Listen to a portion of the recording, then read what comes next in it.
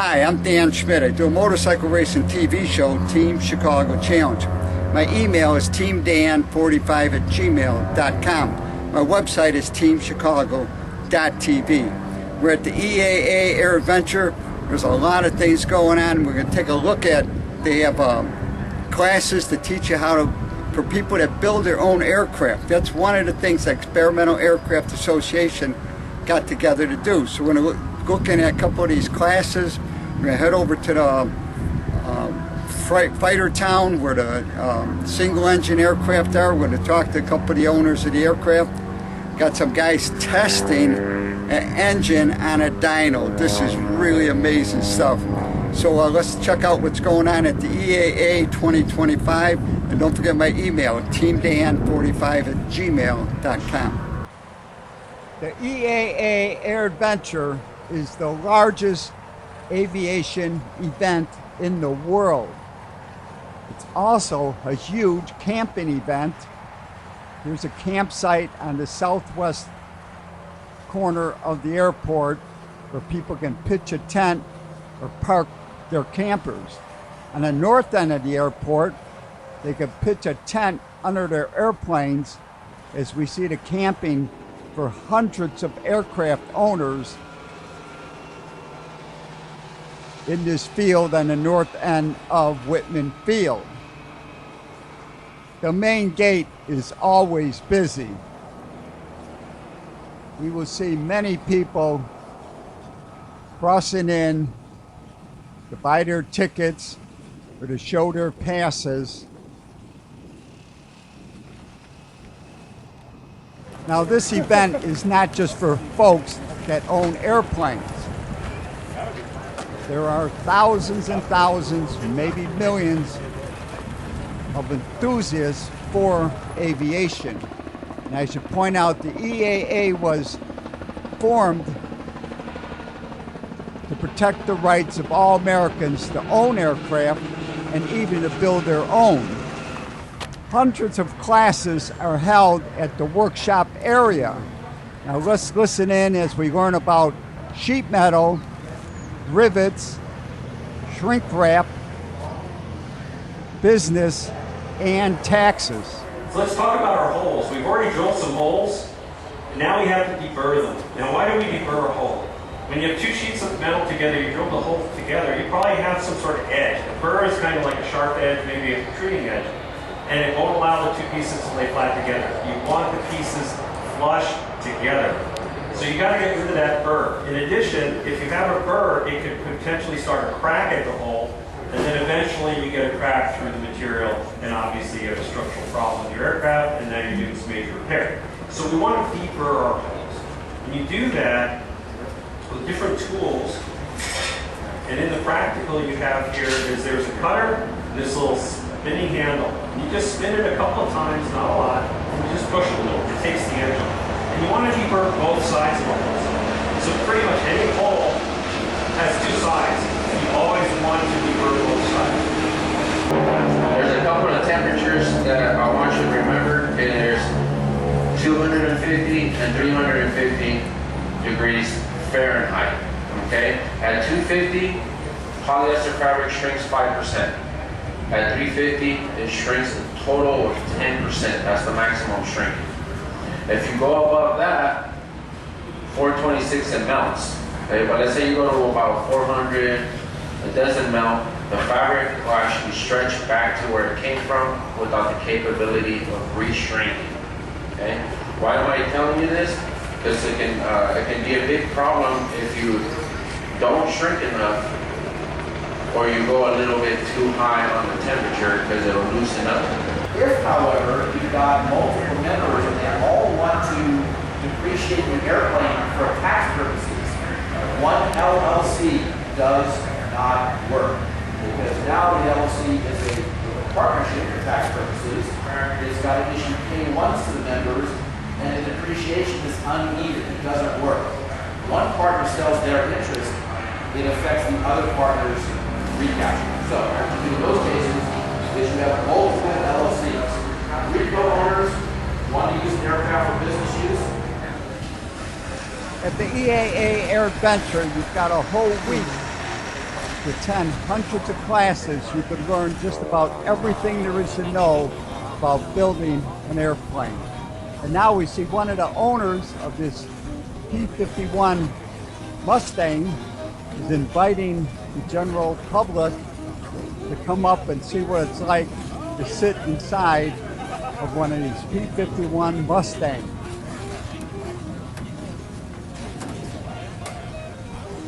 And on the other side of Fighter Town, this area here, I spot an Allison V12 engine.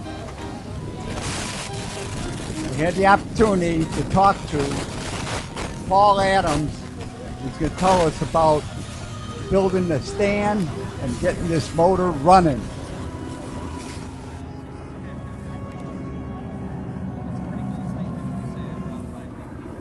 My name is Paul Adams. I'm a volunteer for the Experimental Aircraft Association, and about 3 years ago somebody donated a Spitfire engine that was a home-built aircraft to EAA, and it had this Allison engine in it.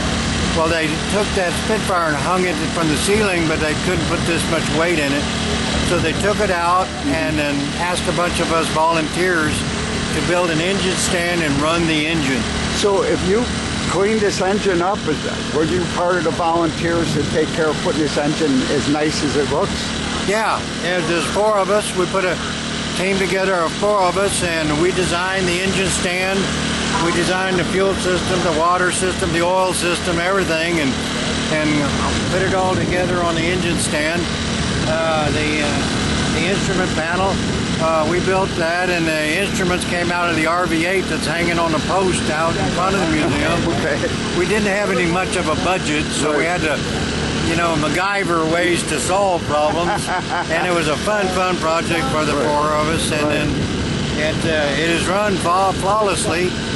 We even made the exhaust pipes. The original exhaust pipes were on the airplane in the museum, and we got somebody to donate the exhaust pipes here in Oshkosh. My son actually designed the flanges, and we had somebody donate those. We made a jig and Bruce welded them.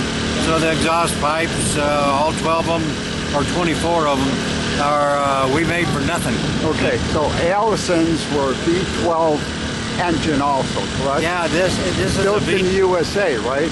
Yeah, this is an Allison US made engine, V12, Is that GM 1,000 horsepower, about 1,200 pounds. Was it GM that built the Allison engine? No, Allison actually built their own engine. Okay. GM built Curtis Wright engines. Okay. But Allison built these, and they were in a original engine in the P-51. There were 2 of them in the P-38. They were in the P-40, the P-63, and the P-39. And what it was in the mid-1930s, the Department of Defense came out with a request for a 1,000 horsepower engine, and you had to pass this test. Well, this was the first engine that passed that test, and so therefore it went into many of the early airplanes. Right. But the Allison, being in all those airplanes, fought in every theater. Every theater during the war. But it's got a supercharger, so it's a single-stage supercharger, and it's water-cooled, and really a very reliable engine. Thank you, Paul. As I look at a piston out of an Allison V12 engine and the carburetor, I had a chance to talk to Cory Miller, who's the president of Stick Aero. He's going to tell us about his company, and then we're going to run an engine on their dyno.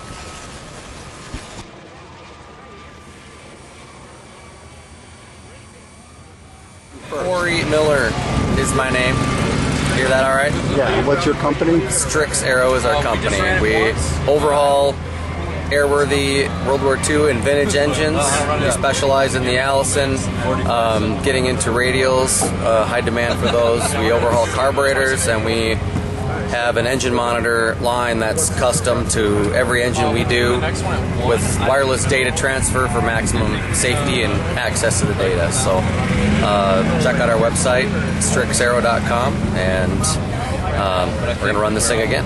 Okay, so an engine like this, what kind of horsepower does this put out? Stock Allison that was in P40s, P38s, P39s, P63s ran 1250 horsepower at 51 or 2 inches manifold pressure, and this engine will do a lot more. But we do the G6 series Allison, which goes up to 2800 horsepower at 100 inches manifold pressure. So it's a V12. V12, supercharged. How many valves per cylinder? 4 valves per cylinder. So it's really modern, because I raced Yamaha motorcycles. Yeah. So when Han and all that started going to 4 valves per cylinder. Yeah. Right. Yeah, very modern engine for its time. They're amazing engines. Right. So how many did they build? 60-some thousand. How many? 60-some thousand. 60,000. Yep, in just a few years' time. Right. Oh yeah. The World War II was maybe the greatest manufacturing time in America. Yes, it was. Yes, it was. So, all right, we're gonna run this thing again. We'll chat more after. Website again? Strixaero.com. STRIXAERO.com. This is the dyno they have on this flatbed trailer. So let's just listen as Cory starts this Allison V12 engine and runs it as he watches water temperature, oil pressure.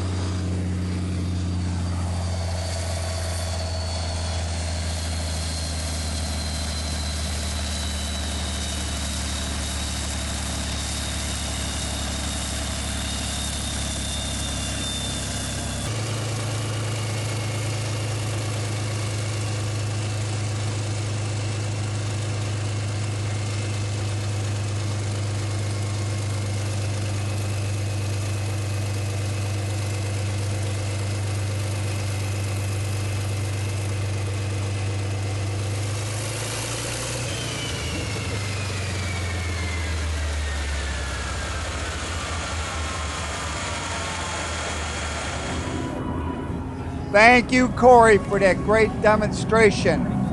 And in the center of Fighter Town, I spot a couple Vought F4U Corsairs, and I had a chance to talk to James Bohannan from Texas as he tells us about his aircraft.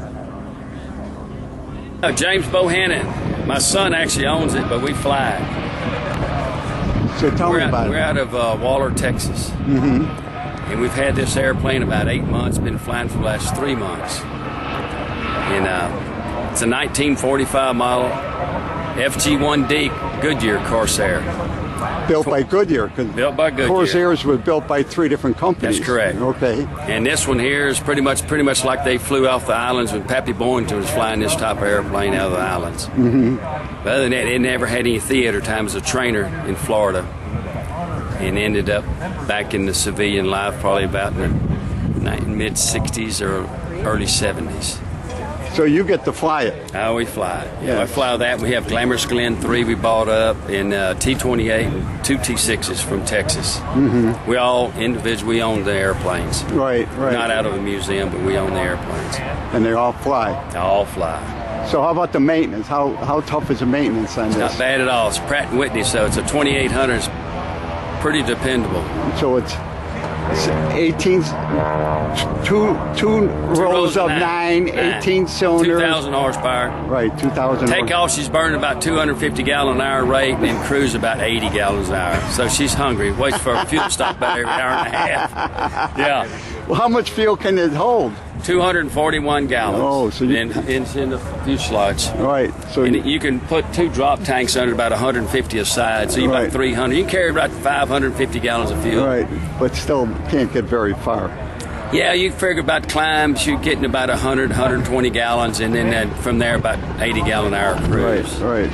And you're usually at 30, 20 inches, and she's usually there at about 240 knots. It's according to what altitude you have. Most of the time we try to get to 12.5 and let it eat, but other than that, it's So how many of these did they build? Do you have any idea? just a hair under 1,600. Okay.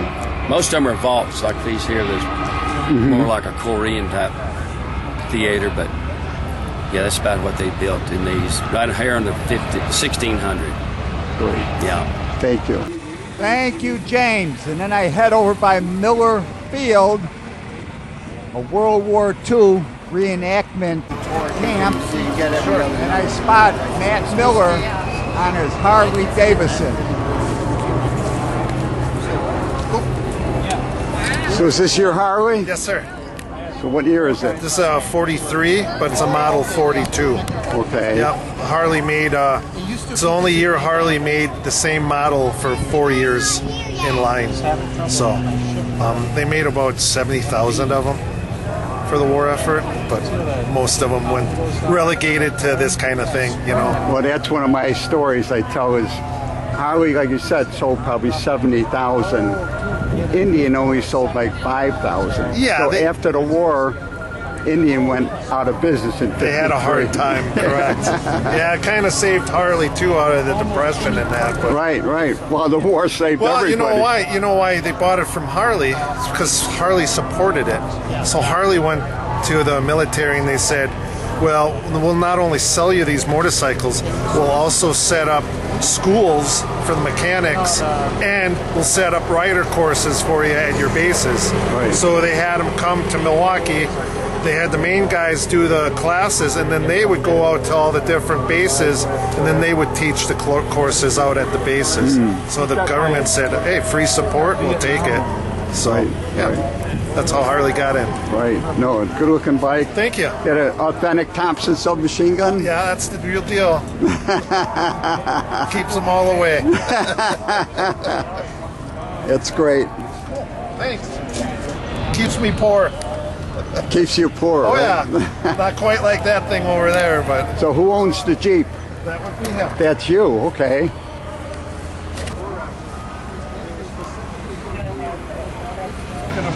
Bill Fischer from Wisconsin, and I have a Willys Army Jeep.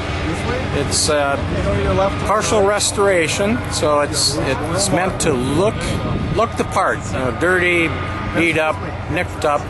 It's not a show vehicle, but it's a go vehicle. Engine purrs like a cat. It's got a flathead 4 cylinder engine, and had it for a number of years, and it's been a great ride. And when you take it out, people always give you the thumbs up, and every once in a while it'll show up at the local drive-in for cruise night. And, That's people great. love it. Right. So what year is this one? 1946. Oh, so it is from that era. It is a From that surplus. era. It is a surplus.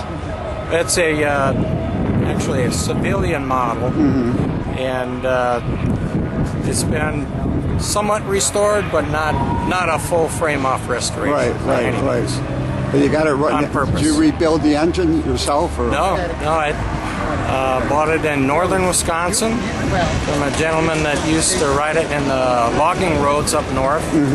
And his kids grew up, and he didn't have any use for it anymore. So, well, I'll give it a good home. And you never rebuilt the engine? No.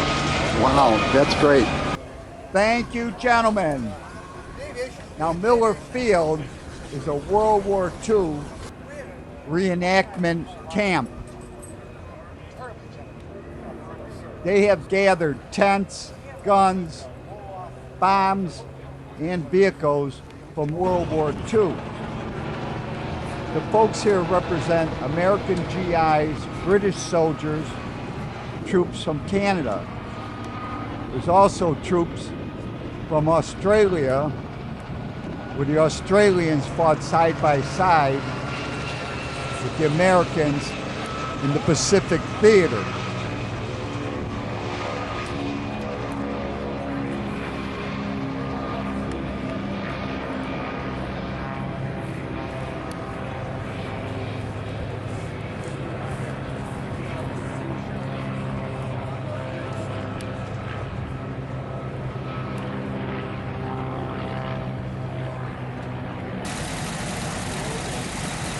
And now we see Matt Miller and Bill Fischer getting ready to head out.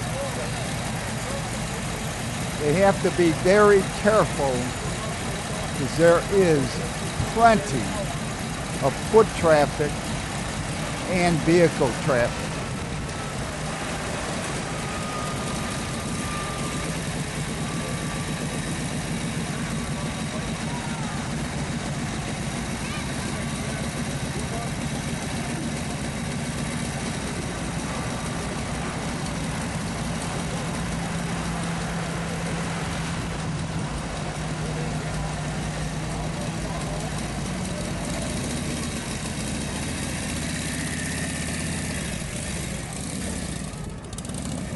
And then I caught up with Jim Fells. He's got a T-6 Texan trainer. And he's going to tell us all about his aircraft.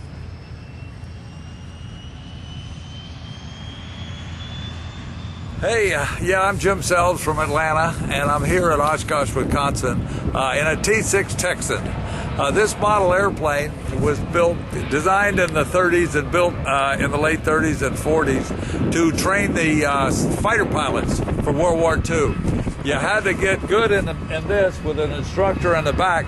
Once you got good in this airplane, you could move to the single-seat fighter. So that's what it's best known for, and that's why it's so appreciated here.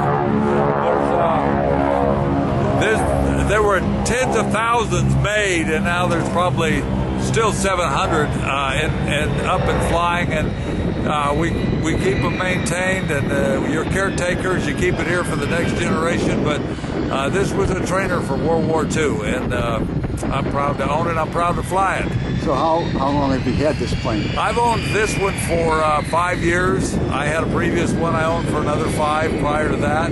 So this is also, now I flew in Vietnam, I flew Bird Dogs, I've flown B-17s and everything in between. This is the most fun airplane to fly. It makes the right noise, it's got 600 horsepower, it controls, it handles very well, and that's what made it such a great trainer for the fighter. But I can own whatever airplane I want, and this is my favorite. This is your favorite? This is my favorite. So yes. How many different planes have you flown? Oh, I can't count them. Oh, really? No, I can't count them. I flew in Vietnam. I crop dusted. So what'd you fly in Vietnam? Bird Dogs. I was an Army Forward controller. Okay. and I flew for the airlines. I flew charter, corporate. I own 5 airplanes now, and you know, they're just fun. Aviation's a lot of fun. Great people, a great environment, and I'm happy to be part of it. Thank you, Jim. And part of the opening ceremonies was the Misty Blues ladies skydiving team. Let's take a look.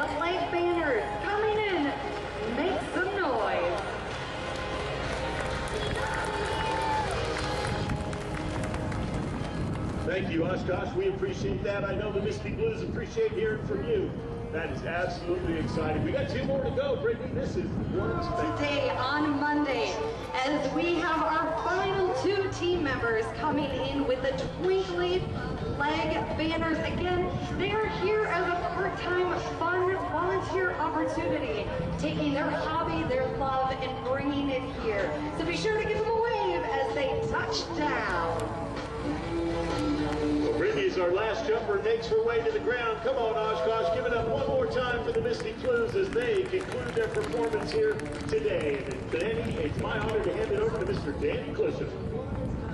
We are at the world's largest aviation. And as the Misty Blue skydiving team land on the main runway, overhead we see a tribute to all the military services. Special thanks to Dick Kopinski for inviting me back every year. He is the communications director.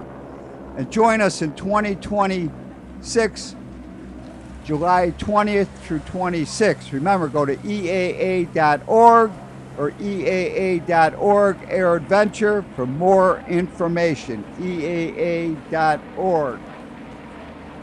Contact me, and I love to hear from my audience. It's teamdan45@gmail.com. Remember, you can always search on YouTube with Dan Schmitt Motorcycle Racing for great motorcycle racing action, Dan Schmitt Politics, to learn what makes America great. And I highly encourage you to visit the World of Motorcycle Museum. They're in Winamac, Indiana, 4 miles south of North Judson on Indiana Highway 39.